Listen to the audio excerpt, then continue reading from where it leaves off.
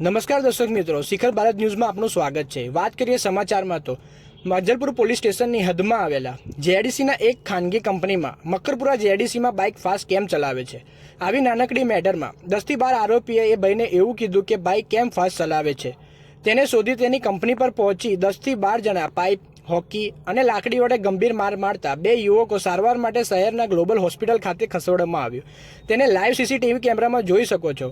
નાનકડી વાતમાં આટલો ઉગ્ર સ્વરૂપ હજુ સુધી માંજલપુર પોલીસ આ સમગ્ર આરોપીને ધરપકડ કરી શકતી નથી।